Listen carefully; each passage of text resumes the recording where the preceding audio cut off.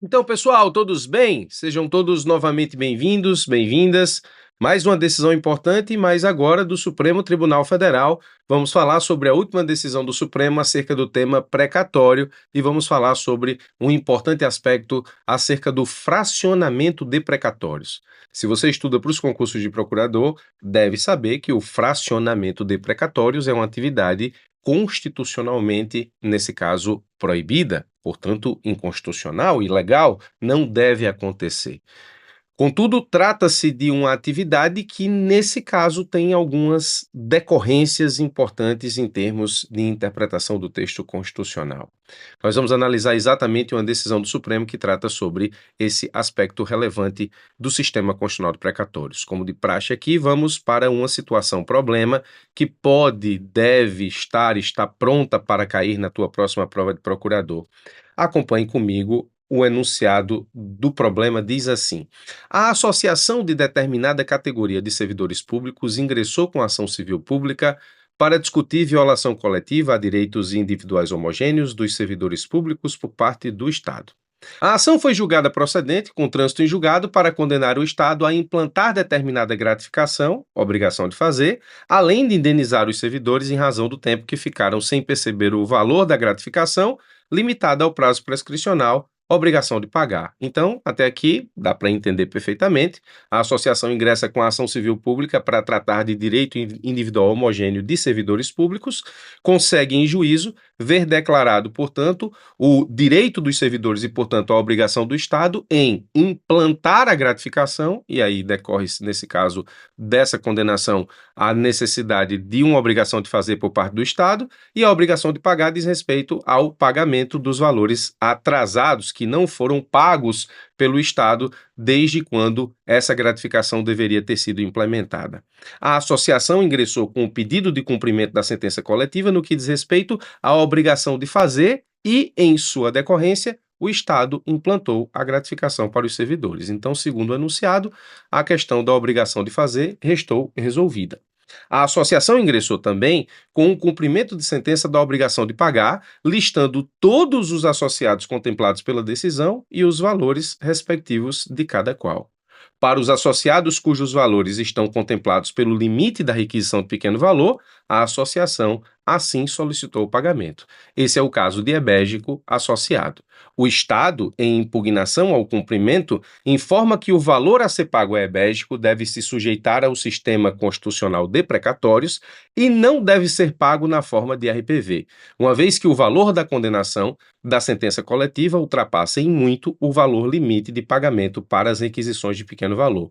Para o Estado, a pretensão de pagamento pela via da requisição de pequeno valor a ebégico configura, portanto, fracionamento de precatório, o que resta flagrantemente proibido pela Constituição Federal. Diante desse cenário, e de acordo com a jurisprudência do Supremo, solucione o cumprimento de sentença de ebégico, fundamentando sua resposta. Então, nesse caso, nós temos exatamente o que? O problema inicia-se a partir do cumprimento da sentença coletiva no que diz respeito à obrigação de pagar. Ou seja, no que diz respeito à obrigação de fazer, nós vimos aqui, o Estado implantou a gratificação para os servidores. No que diz respeito à obrigação de pagar, aí a associação, ela ingressou na qualidade de substituta processual, ingressou com o cumprimento, nesse caso, pedindo que o juízo determinasse com que o Estado pagasse para os contemplados cujos valores individuais se sujeitam à requisição de pequeno valor dessa forma, ou seja, requisição de pequeno valor, e para os associados contemplados pela sentença coletiva cujos valores se sujeitam a precatório, que nesse caso sejam pagos pela via do precatório. O caso de ebégico é o caso de pagamento via requisição de pequeno valor. O Estado, na impugnação ao cumprimento, não quer pagar, pelo que diz o enunciado, nenhum servidor na forma de RPV. Ou não quer pagar a nenhum servidor, melhor dizendo, na forma de RPV. Porque ele diz que o montante da condenação, ou seja, o montante total da condenação da sentença coletiva, ultrapassa em muito o valor limite para o pagamento pela via da requisição de pequeno valor e, portanto, ele tem que pagar todos na forma de precatório. O Estado tem, nesse caso, essa resistência no cumprimento de sentença coletiva ou no cumprimento coletivo de sentença coletiva e, portanto, apresentou a sua impugnação ao cumprimento. Diante desse cenário, e de acordo com o que pensa o Supremo, solucione o cumprimento de sentença diabético, fundamentando sua resposta, ou seja, nós temos que, de fato, dizer se diabético aqui vai receber pela via da RPV ou pela via do precatório, ou seja, qual é a forma, qual é a modalidade do sistema constitucional de pagamento do valor diabético na contemplação que ele teve por meio dessa sentença coletiva, uma vez que foi substituído processualmente pela associação. Bom, para responder esse questionamento, é importante que você, sempre que possível, coloque nas suas respostas, especialmente em provas subjetivas, contextualizando a sua resposta a partir daquilo que efetivamente a Constituição apresenta enquanto solução.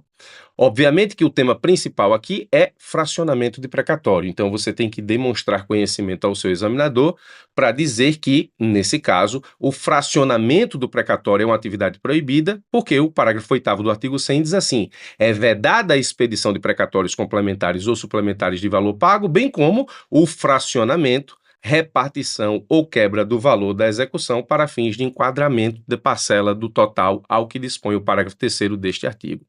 Bom, como é que isso funciona? Eu sei que você sabe, mas não custa a gente revisar. O precatório, nesse caso, o sistema constitucional de pagamento pela via do precatório, por meio desse sistema, o Estado tem até o final do exercício financeiro seguinte à apresentação dos valores para pagamento de precatórios apresentados até o dia 2 de abril, nos termos do artigo 100 da Constituição Federal, parágrafo 5º.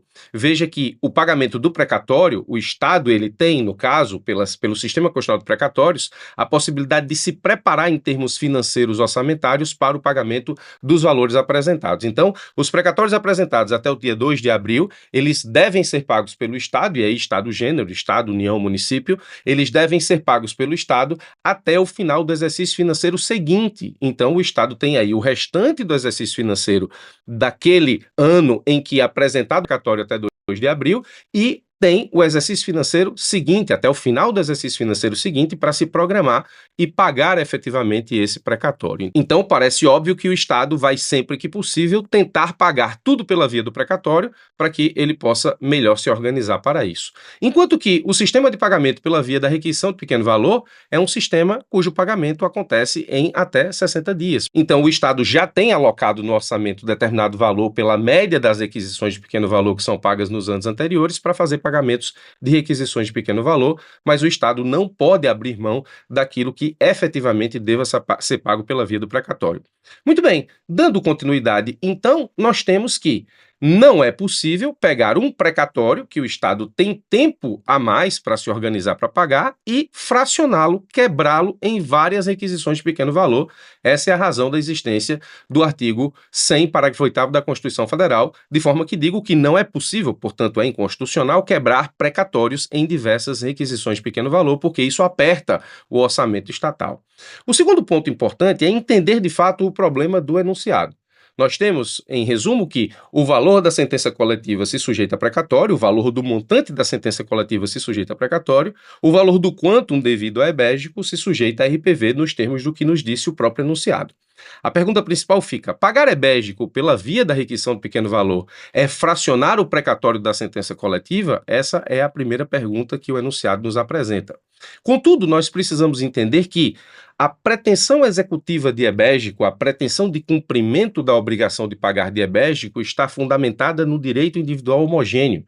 O direito individual homogêneo, como o próprio nome já diz, é um direito individual, mas ele tem tratamento coletivo, e esse tratamento coletivo se dá por meio da ação civil pública. Mas a natureza de cumprimento em relação ao ebégico é individual, não obstante tenha sido tratado de forma coletiva na ação civil pública do Ministério Público. E isso é tão verdade que ebégico, enquanto associado e contemplado pela sentença coletiva, ele poderia, de forma individual, ingressar com o seu próprio cumprimento de obrigação de pagar, a fim de que o Estado lhe pague seu quantum sob a forma de requisição de pequeno valor, eis que seu valor individual está abaixo do limite do RPV, nos termos do que diz o enunciado. Então, se Ebesco tivesse ingressado de forma individualizada com o seu cumprimento, ou seja, um cumprimento individual de sentença coletiva, o pagamento desse cumprimento individual se sujeitaria a RPV, porque o valor de Ebesco é abaixo do valor devido a título de RPV, nos termos do que disse o enunciado. Ocorre que, nos termos do enunciado, quem ingressou com o cumprimento foi a associação, o substituto processual, no caso da ação civil pública, tratando o direito individual homogêneo de Ebesco junto com os demais servidores de forma coletiva, tanto no que diz respeito ao conhecimento, quanto no que diz respeito à declaração desse direito, quanto no que diz respeito ao cumprimento. E é justamente esse ponto em que o Estado pegou.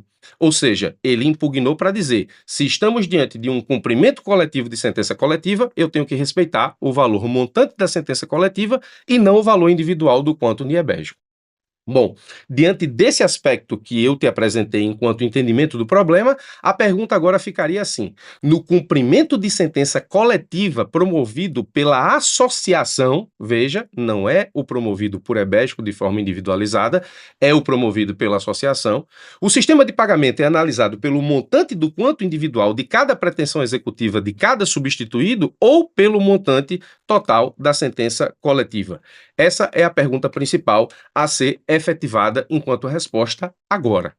Vamos entender o problema a partir da evolução daquilo que nos é apresentado pelo examinador. Então, nós partimos de uma pergunta mais simples: se Ebesco, nesse caso, deve receber pela via do RPV ou se isso é fracionar o precatório da sentença coletiva, para a ideia de que, no cumprimento coletivo de sentença coletiva de direito individual homogêneo, o valor que eu tenho que levar em consideração para a forma de pagamento da pretensão executiva e, portanto, do cumprimento é o valor da sentença coletiva, que muitas vezes, em muitos casos, ultrapassa o limite de RPV e, portanto, atenta-se ao pagamento pela via do precatório, ou eu tenho que levar em consideração o montante do quanto individual de cada pretensão executiva e pagar pela via da requisição de pequeno valor aqueles que estão até o limite da RPV. Essa é a pergunta principal, e o Supremo nos respondeu isso no tema 13.17.1317 e disse assim: a vedação ao fracionamento de créditos judiciais devidos pela Fazenda Pública não alcança as execuções individuais de pequeno valor promovidas por substituto processual cujo valor global do crédito supera o limite para a requisição de pequeno valor. O Supremo está dizendo que, quando o Estado disse que, nesse caso, o cumprimento coletivo da sentença coletiva, quando pede que se pague a Ebesco pela via de RPV, porque o quantum devido a esse associado está abaixo do limite de precatório, ou seja, está abaixo do limite do pagamento de precatório e pode ser pago pela via do RPV, transformar esse pagamento em RPV não é fracionar o precatório da sentença coletiva. O Supremo disse isso exatamente aqui. A vedação ao fracionamento de créditos judiciais devidos pela Fazenda não alcança as execuções individuais de pequeno valor promovidas por substituto processual, cujo valor global do crédito supera o limite para a requisição de pequeno valor. Trata-se, no entender do Supremo, de direito individual e divisível a ser satisfeito mediante o cumprimento da obrigação de pagar. Então, é direito individual homogêneo, é direito individual, é direito divisível, tanto que, como expliquei, Ebesco poderia ter ingressado com o cumprimento individual da sentença coletiva. Então, o Supremo fixou a tese no tema 1317 assim: a execução de créditos individuais e divisíveis decorrentes de título judicial coletivo, promovida por substituto processual, não caracteriza o fracionamento de precatório vedado pelo parágrafo 8º do artigo 100 da Constituição Federal. Ou seja, mesmo que se trate de cumprimento coletivo de sentença coletiva, o associado, no caso o servidor, cujo quanto individualizado se sujeita a RPV, recebe por RPV e esse pagamento pela via do RPV não é considerado fracionamento de precatório nos termos do artigo 100, parágrafo 8º da Constituição Federal. Muito bem, decisão muito importante que resolve aí um problema jurídico que está pronto para ser cobrado na tua próxima prova de procurador. Espero ter te ajudado com mais essa, forte abraço e até os nossos próximos encontros.